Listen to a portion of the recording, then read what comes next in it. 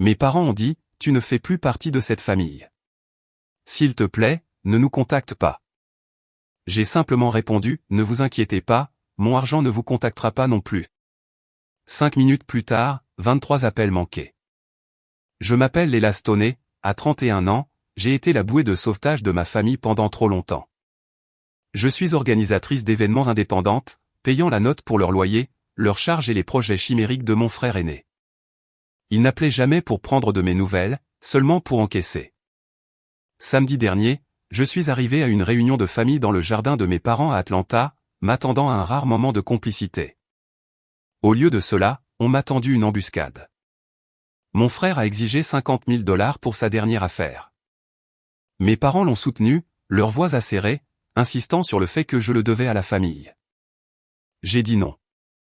L'atmosphère est devenue glaciale, leur regard plus tranchant que des mots.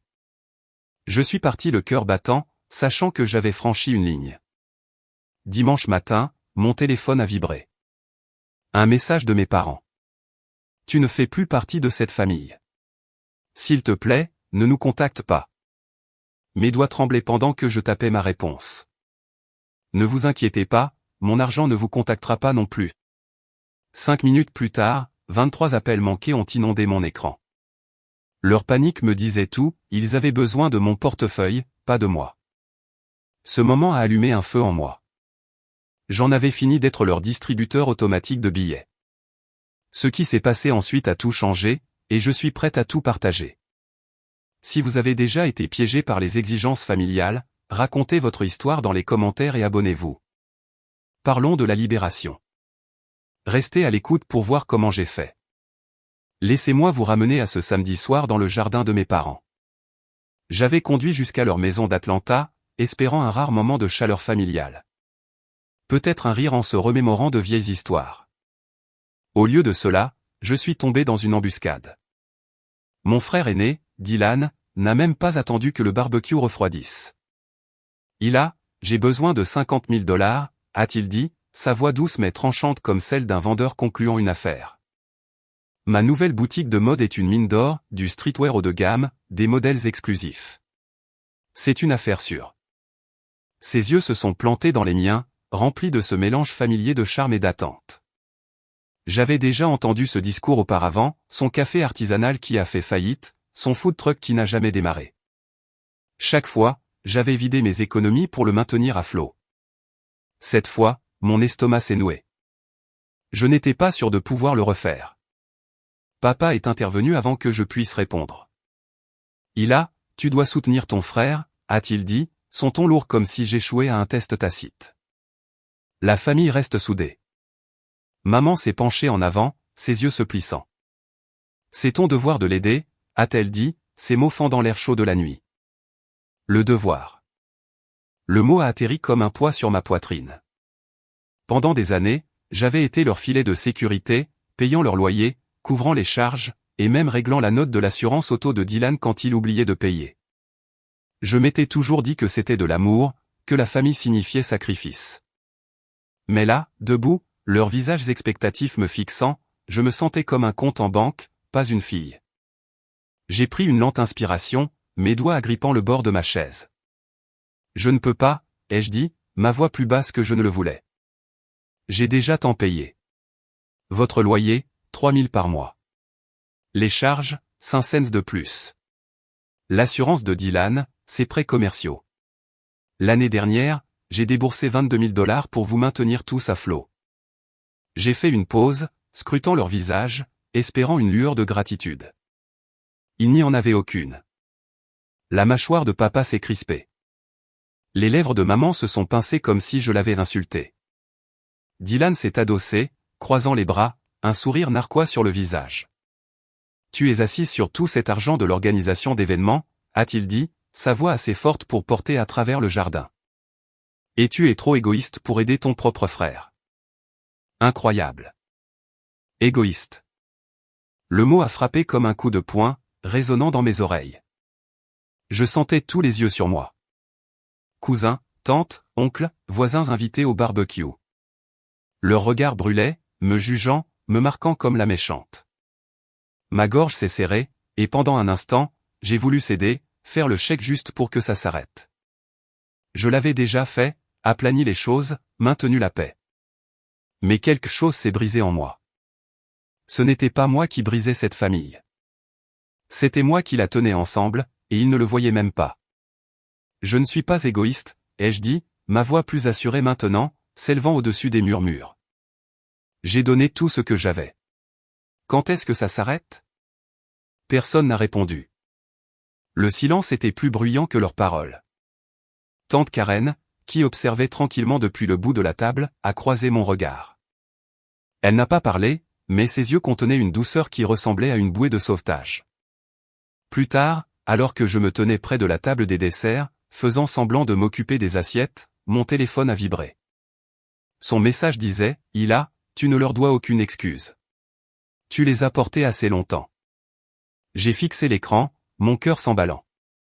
Karen avait toujours été celle qui voyait clair dans le chaos, celle qui ne croyait pas aux exigences de la famille.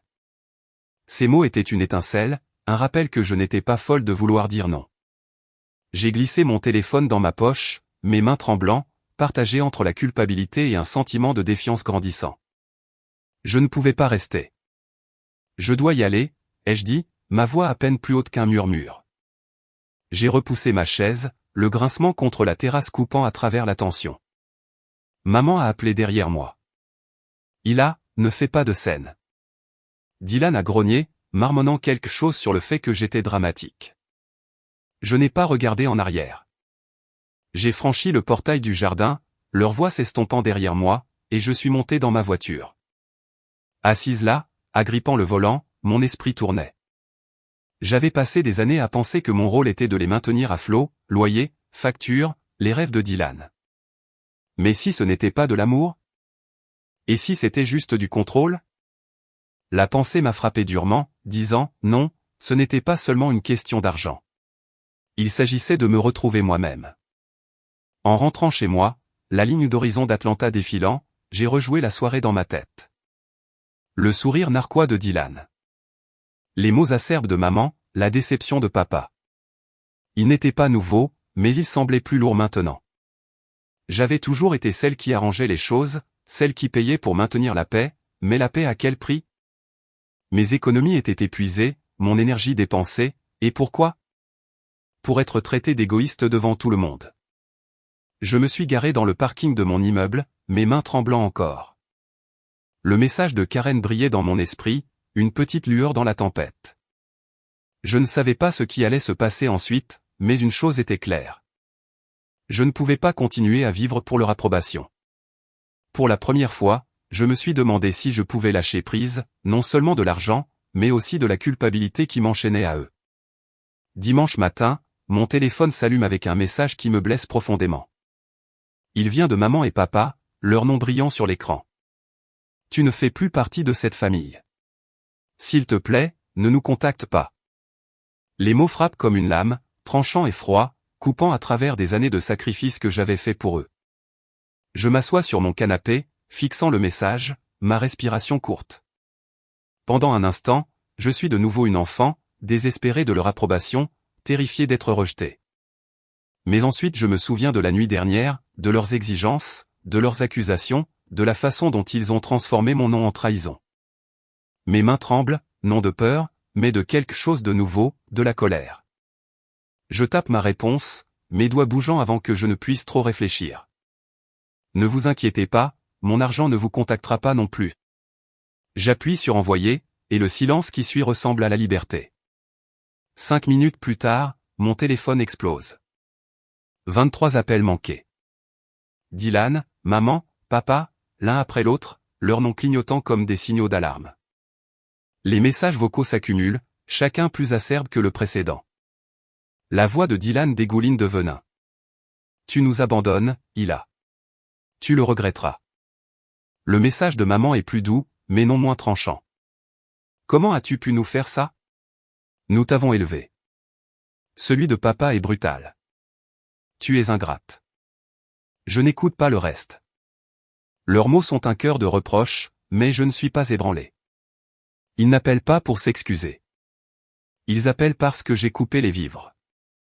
Mon argent, la seule chose qu'ils semblent valoriser, est maintenant hors de portée. J'ouvre mon application bancaire. Ma résolution se durcit. Pendant des années, j'ai couvert leurs dépenses. Loyer, charges, même la carte de crédit qu'ils utilisaient pour les urgences, qui incluait bizarrement le nouveau téléphone de Dylan. Je fais défiler les paiements automatiques. 3000 $ pour leur appartement, 6 cents $ pour les charges, 1200 $ pour le solde de la carte de crédit de Dylan. Mon pouce survole l'écran, puis appuie sur annuler ou pour chacun d'eux. Les confirmations apparaissent une par une, et je sens un poids se lever. Je ne me contente pas de couper les paiements. Je coupe les ficelles qu'ils ont attachées autour de moi. Je les imagine ouvrir leur facture le mois prochain, réalisant qu'ils sont seuls. Pour la première fois, je n'ai pas peur de leur réaction. Je suis prête. Mon téléphone sonne à nouveau, mais cette fois, c'est mon petit ami, Caleb. Ça va? Demande-t-il, sa voix calme, me ramenant sur terre. Je lui parle du message, de ma réponse, du barrage d'appels. Tu as bien fait, dit-il. Ils ne peuvent pas continuer à t'utiliser comme ça. Tu n'es pas leur banque. Ces mots font écho à ceux de tante Karen de la nuit dernière, et je ressens une lueur de clarté. J'ai passé des années à penser que je devais gagner leur amour avec mon portefeuille. La voix de Caleb me ramène à la réalité. Je ne leur dois pas ma vie. Je le remercie, ma voix s'étranglant, et il promet de passer plus tard. Pour l'instant, je dois me concentrer. Je prends un carnet, mon stylo bougeant rapidement alors que je commence à lister toutes les dépenses que j'ai couvertes. Loyer, 36 000 $ l'année dernière. Charge, 7 200 $. L'assurance auto de Dylan, 2 400 $. Ses projets d'entreprise, le café, le food truck. Maintenant cette boutique, 15 000 $ de plus. Les chiffres me regardent, un registre de ma loyauté. Je n'écris pas ça pour eux. Je l'écris pour moi, pour voir la vérité noir sur blanc. Ils ont pris plus que de l'argent. Ils ont pris ma paix. Je décide de leur envoyer cette liste, non pas pour me disputer, mais pour qu'il soit clair que j'ai fini de porter leur fardeau. Je rédige un courriel, en joignant le détail. Mes mots sont simples. Voici ce que j'ai payé. Cela s'arrête maintenant. Je n'appuie pas encore sur envoyer. Je veux être sûr. Assise là, le carnet à la main, je sens un changement. Leur message était destiné à me briser, à me culpabiliser pour que je donne plus. Mais il a fait le contraire. Il m'a montré qui ils sont quand je dis non. Ils n'ont pas appelé pour arranger les choses. Ils ont appelé pour me maintenir dans le rang. Je pose le carnet, mon esprit s'emballe, mais est clair. Ce n'est pas la fin du combat, mais c'est le début de quelque chose de nouveau. Je ne me contente pas de m'éloigner de leurs exigences. Je marche vers moi-même. Le lendemain, mes notifications Instagram commencent à exploser. Je suis à mon bureau, essayant de me concentrer sur le tableau d'inspiration pour le mariage d'un client, quand mon téléphone vibre tellement qu'il manque de tomber de la table. J'ouvre l'application et vois la publication de Dylan qui me regarde. Une photo de l'appartement vide de maman et papa, des cartons empilés dans un coin avec la légende « Quand ta sœur choisit l'argent plutôt que la famille ». Mon estomac se tord, non pas de culpabilité, mais d'une audace pure. Il a déformé l'histoire pour me faire passer pour la méchante, comme si je n'avais pas payé leur facture pendant des années. La publication a déjà des dizaines de j'aime, et les commentaires s'accumulent, chacun étant une nouvelle pique à mon encontre. Je fais défiler et me fige. Mon ancienne amie Stacy Bell a commenté, sans cœur. Je n'arrive pas à croire qu'il a ferait ça à sa propre famille. Elle a partagé la publication dans sa story, ajoutant un emoji de cœur brisé pour plus de drame. Stacy et moi ne sommes plus proches depuis des années, mais ces mots me piquent, amplifiant l'attaque de Dylan auprès de ses milliers d'abonnés. Je peux sentir le jugement se répandre comme une traînée de poudre dans nos anciens cercles sociaux. Mon téléphone vibre à nouveau. Un message d'une collègue, Jenna. Salut, Hila.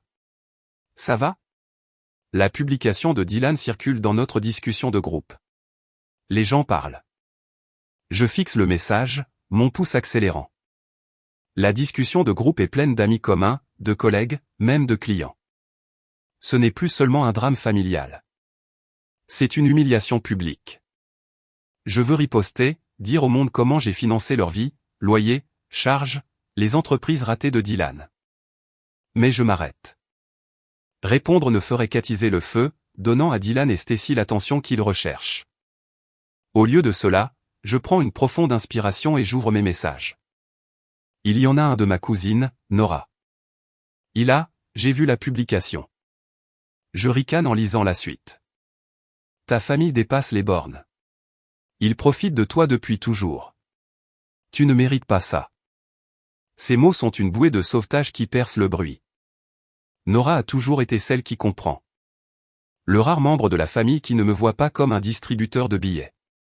Je tape une réponse rapide. Merci, Nora. Ça compte beaucoup. Son soutien me stabilise, mais le poids de la publication persiste. Je pose mon téléphone et j'essaie de me concentrer, mais mon esprit dérive constamment vers les commentaires. Des inconnus s'en mêlent maintenant. Quelle sorte de surf est ça? La famille d'abord. Toujours. Chacun d'eux est comme une aiguille qui pique ma résolution. J'ai passé des années à construire une réputation en tant qu'organisatrice d'événements, fiable, professionnelle, gentille. Maintenant, la publication de Dylan me dépeint comme une traîtresse égoïste. Je me demande combien de clients l'ont vu. Combien remettront en question le fait de travailler avec moi. Cette pensée me fait mal à la poitrine, mais je la repousse. Je n'ai pas commencé ce combat, et je ne laisserai pas leurs mensonges me définir. Pour me recentrer, j'ouvre mon application bancaire. Je dois m'assurer que tous les liens sont coupés. Je parcours mon historique de transactions, vérifiant à nouveau les paiements automatiques que j'ai annulés hier. Les confirmations sont là, chacune marquée annulée. Le solde de mon compte a déjà meilleure mine, mais ce n'est pas une question d'argent, c'est une question de liberté. J'imagine Dylan vérifiant sa carte, maman et papa ouvrant leur prochaine facture, réalisant que je ne suis plus leur filet de sécurité. Cette pensée m'apporte une lueur de satisfaction, mais aussi une pointe de tristesse. Je ne voulais pas que ça en arrive là. Je m'adosse à ma chaise, fixant l'écran de mon ordinateur portable. Le tableau d'inspiration pour le mariage est toujours ouvert, un rappel de la vie que je suis en train de construire pour moi-même. La publication de Dylan, le commentaire de Stacy, les commérages de la discussion de groupe, ils sont bruyants, mais ils ne sont pas la vérité. Je choisis de ne pas répondre, de ne pas m'engager. Qu'ils parlent. J'ai fini de me justifier auprès de gens qui ne valorisent que ce que je peux leur donner. Le message de Nora reste dans mon esprit, une encre silencieuse. Je ne suis pas seul dans cette épreuve. Pour l'instant, je ferme Instagram et je désactive mes notifications. Le monde peut attendre.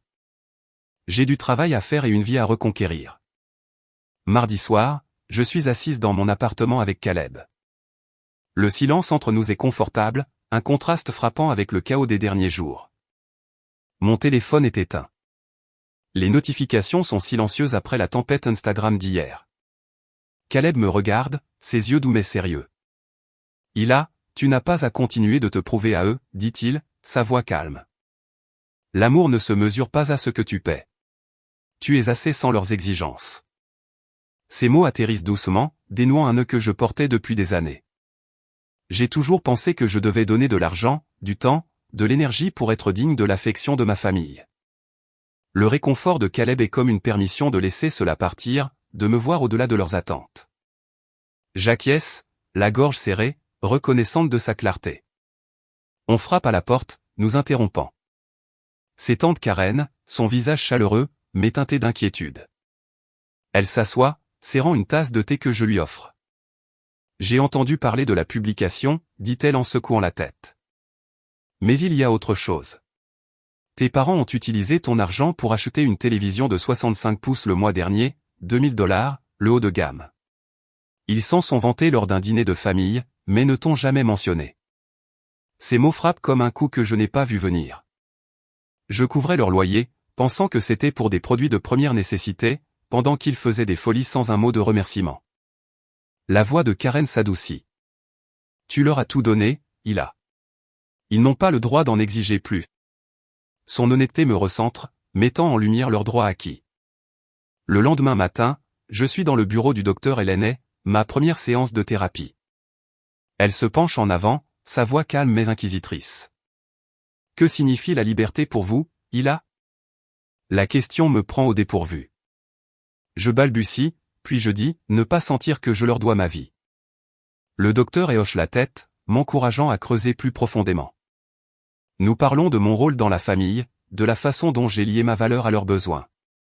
Il me vient à l'esprit que j'ai confondu leur dépendance avec de l'amour. Chaque chèque que j'ai écrit, chaque facture que j'ai payée, c'était moi qui courais après une approbation qui n'est jamais venue. La prise de conscience pique, mais elle est aussi libératrice. Je ne suis pas seulement leur fille. Je suis une personne avec mes propres limites. De retour à la maison, je sors mon ordinateur portable et je commence à élaborer un plan. J'appelle les compagnies de services publics, électricité, eau, Internet, et je demande à transférer les comptes au nom de maman et papa. Je contacte leurs propriétaires, expliquant que je ne couvre plus le loyer. Chaque appel est comme enlever une couche d'obligation. Je rédige une lettre à envoyer avec les détails des comptes, en restant simple. Ce sont maintenant vos responsabilités. Je ne les coupe pas par dépit. Je leur donne ce qu'ils ont exigé, l'indépendance. Le processus est fastidieux, mais chaque étape me fait me sentir plus légère, comme si je récupérais des morceaux de moi-même. Cette nuit-là, j'ouvre mon journal, quelque chose que je n'ai pas touché depuis des mois. J'écris sur le soulagement qui m'envahit, sur la façon dont les mots de Caleb résonnaient dans mon esprit, l'histoire de Karen sur la télévision, la question du docteur est. Je ne suis plus leur distributeur automatique de billets. Je gribouille les mots en gras sur la page. J'ai le droit de dire non. L'acte de l'écrire est comme une promesse à moi-même. Pour la première fois, je vois un avenir où ma valeur n'est pas mesurée par ce que je donne. Je ferme le journal, mon cœur calme, prête pour tout ce qui viendra ensuite. Mercredi matin, je suis en train de préparer un événement de mariage quand Dylan fait irruption. Le lieu est en effervescence, les vendeurs arrangeant les tables, mais son entrée fait taire la salle. Il n'est pas seul. Gavin Reed, un type à la langue bien pendue dans un costume sur mesure, le suit, ses yeux balayant mon travail comme un prédateur évaluant sa proie. Je me fige, mes mains agrippant une guirlande lumineuse. Le visage de Dylan est rouge, sa voix forte. Hila, nous devons parler, maintenant. La fleuriste jette un coup d'œil, mais je lui fais signe de ne pas s'en préoccuper, essayant de rester professionnel. Mon cœur s'emballe, mais je ne suis pas la même personne qui cédait sous la pression la semaine dernière. J'ai fini de fuir. Gavin s'avance, son ton doux mais menaçant. La boutique de ton frère est une mine d'or, Léla. Investis $50 000 où je m'assurerai que chaque client à Atlanta sache que tu as abandonné ta famille. Ces mots sont une menace calculée visant ma réputation d'organisatrice d'événements. J'ai passé des années à construire la confiance avec les clients, et il essaie d'utiliser cela comme une arme.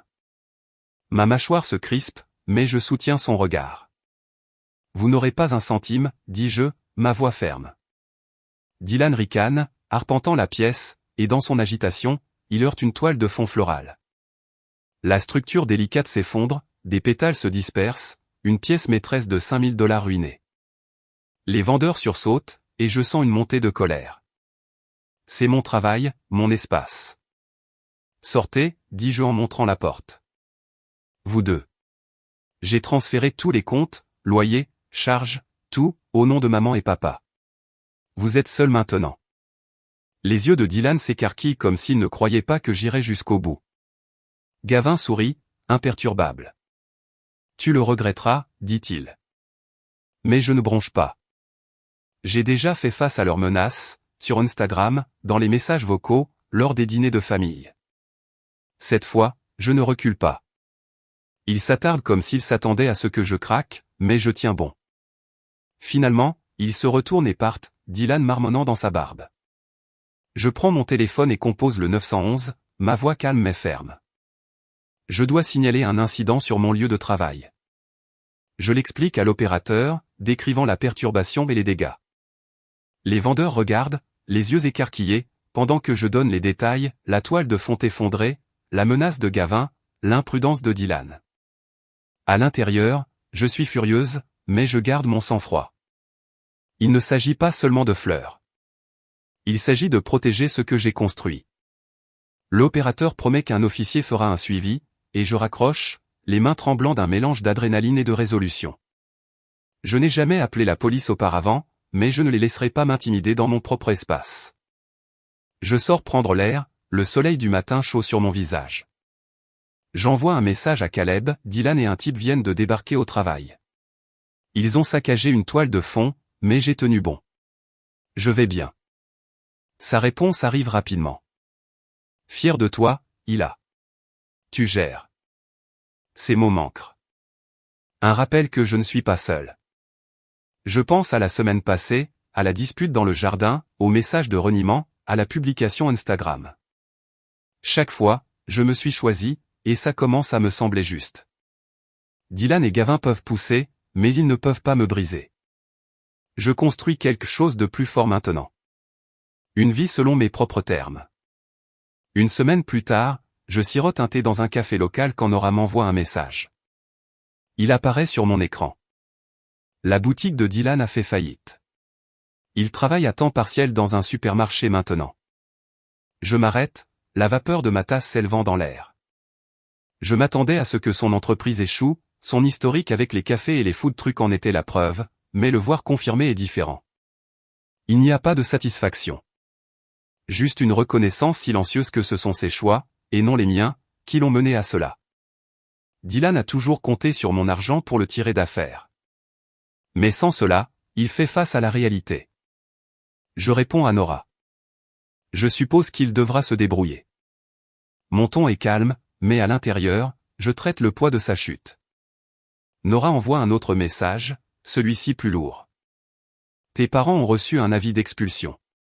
Ils ne pouvaient pas payer le loyer. Ma poitrine se serre, non de culpabilité, mais d'un étrange mélange de tristesse et de clarté. Maman et papa ont compté sur moi pendant des années, ne prévoyant jamais un jour où j'arrêterais. J'avais transféré leur compte, leur donnant une chance de prendre leurs responsabilités, mais ils ne l'ont pas fait. Maintenant, la vie du propriétaire et leurs conséquences. Je les imagine emballant des cartons, les mêmes que Dylan a photographiés pour sa publication Instagram. L'ironie ne m'échappe pas. Ils m'ont traité de sans-cœur, mais leur refus de s'adapter les a amenés ici. J'ouvre Instagram, curieuse de voir si le drame a pris de l'ampleur. Je ricane. Stacy a encore publié quelque chose, une longue diatribe m'accusant d'abandonner ma famille, me qualifiant de sans pitié, mais la réaction est différente cette fois. Seulement une poignée de j'aime, quelques commentaires vagues. Le feu qu'elle a essayé d'attiser s'éteint doucement. Les gens passent à autre chose, désintéressés de son récit recyclé. Je ressens une lueur de soulagement. Ces mots piquent encore, mais ils perdent de leur pouvoir. Le monde ne croit plus à son histoire, et moi non plus. Je ferme l'application, choisissant de ne pas m'engager, tout comme je l'ai fait auparavant. Mon silence est ma force. Mon téléphone sonne avec un courriel d'une cliente récente, la mariée du mariage de la semaine dernière. Ila, votre travail était impeccable, écrit-elle. L'événement était magique. Nos invités en parlent encore. Je souris, une chaleur se propageant en moi. C'est ce que j'ai construit. Une carrière, une réputation, une vie qui est la mienne. Les éloges de la cliente me rappellent que ma valeur n'est pas liée aux exigences de ma famille. Je transfère le courriel à mon équipe, fier de ce que nous avons accompli malgré le chaos. Leur drame ne peut pas toucher cette partie de moi. De retour à mon appartement, je sors un bloc-notes et j'écris, je ne les ai pas trahis. J'ai cessé de permettre leur dépendance. Les mots coulent facilement. Une vérité que je côtoie depuis des semaines. Chaque paiement que j'ai fait, loyer, charges, les entreprises de Dylan, c'était moi qui essayais d'acheter leur amour. Mais l'amour ne fonctionne pas comme ça. Arrêter n'était pas une trahison. C'était me libérer. Je fixe la note, sentant son poids. Ce n'est pas seulement une déclaration. C'est une affirmation de qui je deviens. Je range le bloc-notes. Une promesse silencieuse de continuer à me choisir. Plus tard dans la soirée, Nora envoie un autre message. J'ai quitté la discussion de groupe de la famille. J'en ai marre de leur culpabilisation.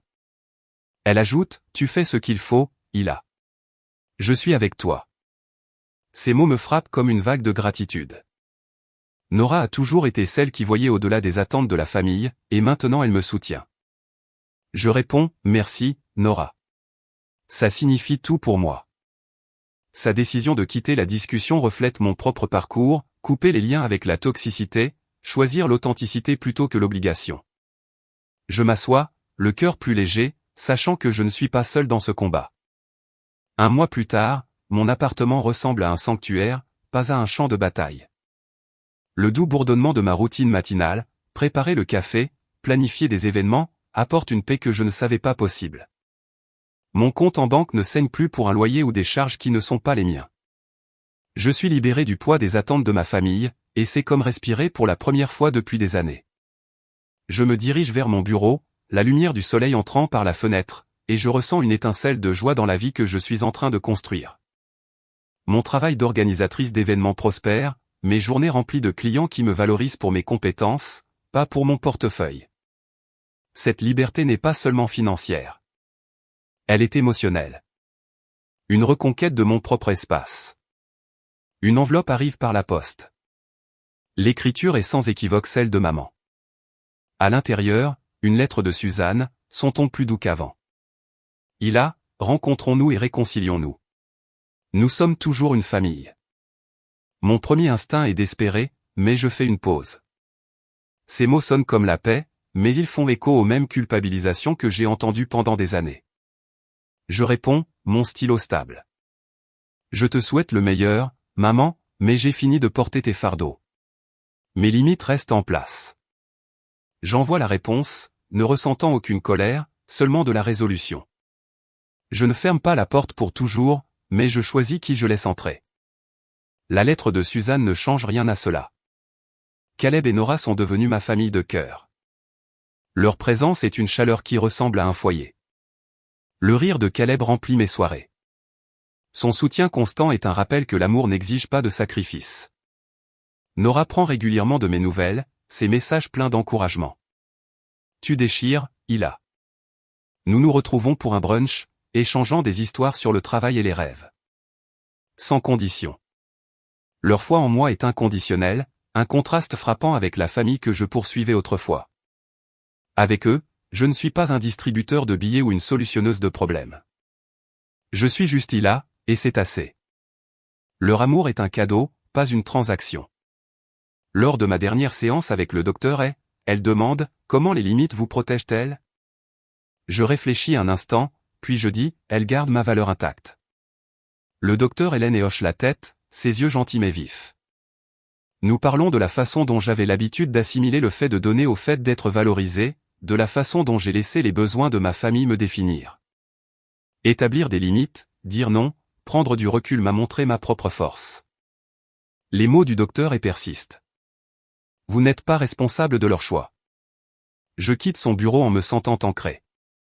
Mon estime de moi n'est plus liée à leur approbation. La thérapie n'est pas une solution miracle, mais c'est une carte qui me guide vers la clarté. En regardant en arrière, je vois la leçon que ce voyage m'a apprise. Établir des limites n'est pas égoïste. C'est ainsi que l'on vit en accord avec soi-même. Pendant des années, j'ai pensé que l'amour signifiait tout donner, argent, temps, énergie, jusqu'à ce qu'il ne reste plus rien de moi. Mais le véritable amour ne vous épuise pas. Il vous élève. En m'éloignant des exigences de ma famille, j'ai trouvé ma propre voie, ma propre valeur. Je ne suis pas la méchante qu'ils ont dépeinte, ni l'héroïne que j'espérais être. Je suis juste moi, et c'est assez. Cette histoire ne consiste pas à couper les ponts avec les gens. Elle consiste à choisir qui l'on laisse entrer et à se choisir soi-même en premier. À tous ceux qui ont suivi ce parcours, merci de m'avoir écouté. Votre soutien compte énormément. J'espère que mon histoire résonne, que vous soyez confronté à un drame familial ou que vous appreniez à fixer vos propres limites. Partagez vos pensées dans les commentaires ci-dessous. Quelle est votre expérience lorsque vous vous affirmez? Et si cette histoire vous a parlé, cliquez sur le bouton d'abonnement pour me rejoindre pour plus de contenu. Continuons cette conversation, car nous apprenons tous à vivre en accord avec nous-mêmes.